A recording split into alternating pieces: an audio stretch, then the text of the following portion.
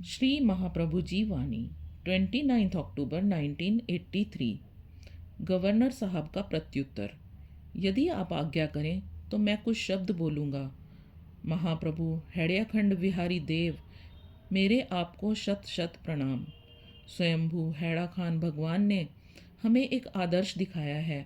इस बात पर बिल्कुल संदेह नहीं है कि यह अवतार उन्होंने मानवता की अंतः चेतना में प्रवेश कर उसको जागृत करने के लिए लिया है, और यही इस अवतार का महत्व है। इस अवतार के बिना यह संभव नहीं था। यह अवतार तभी होता है जबकि मानव जाति उस धर्म के मार्ग का अवलंबन नहीं करती जिसको वह परात्पर ब्रह्म उससे करवाना चाहता है। यह अब स्पष्ट है और आप लोग समझ सकते हैं कि ये कौन है, क्यों भगवान आए हैं और अब हमें क्या करना है। अपने उपदेशों से, अपने कर्म से और अपने दैनिक नियमित जीवन से वे हमें केवल आशीर्वाद ही नहीं दे रहे हैं, वरन दिन प्रतिदिन के अपने कार्यों से वह हमें एक करके दिखाते हैं। जो वे कहते हैं उनके व्याख्यानों व उनके कर्मों में कोई अंतर नहीं है। एक कविता है, वह कहती है कि जब तक तुम्हारे व ईश्वर के बीच में दूरी का पर्दा है तभी तक वह दूर है, और जब यह पर्दा हटता है तो वह हमें सर्वत्र नजर आता है। एक संत ही इस पर्दे को हटा सकता है। ये जो है, ये इस समय मनुष्य के रूप में एक अति महान शक्ति है। हमारी क्या जिम्मेवारी है अथवा हमारा क्या उत्तरदायित्व है? वह है कि हम उनके आदेशों का पालन करें जो हमको हमेशा अपने गंभीर शब्दों में देते रहते हैं।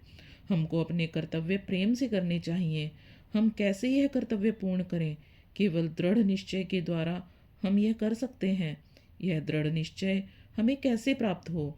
नित्य प्रति मंत्र की तरह हम यह बात दोहरावें, मैं अपनी वासनाओं पर विजय प्राप्त करूंगा और अपने कर्तव्य का पालन करूंगा। जब यह विचार मन में दृढ़ हो जाएगा तो आपको महाप्रभु की कृपा शक्ति प्राप्त होगी। यद्यपि उनका शारीरिक सामर्थ्य न भी प्राप्त हो तो भी उनकी कृपा सबको प्राप्त हो सकती है। जिनको शरीर का सामर्थ्य न मिला हो वे भी कृपा व आशीर्वाद प्राप्त कर सकते हैं।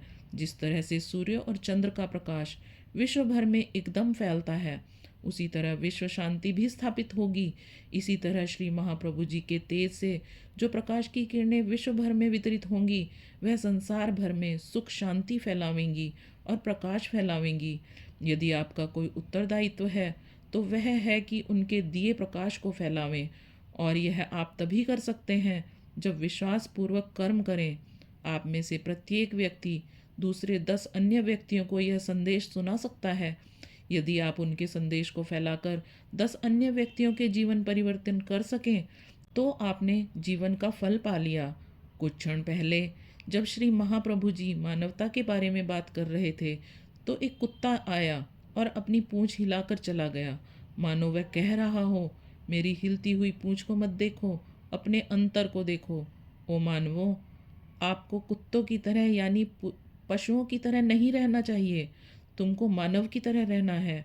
इसी उद्देश्य से श्री महाप्रभु जी को पृथ्वी पर आना पड़ा। इस मानव को आदर्श दिखाने के लिए, मनुष्य को रास्ता दिखाकर आदर्श मानवता की ओर ले जाने के लिए ही वे मानव चोले में आए। केवल भाषण करके ही, उपदेश देकर ही नहीं, वरन स्वयं कर्म करके उन्होंने जो कुछ कहा कार्यान्वित करके दिखाया है। यहाँ पर हम एक विशेष बात देखते हैं जो अन्य स्थानों में नहीं मिलती। यहाँ पर कोई भेदभाव नहीं है। जातिगत भेद, धर्म के भेद, मत मतांतर के भेद, अमीर गरीब के भेद यहाँ नहीं दिखते। यहाँ सब पर समव्यवहार होता है, और यह एक बहुत बड़ी चीज़ है। जय महामाया की जय, भोले बाबा की जय।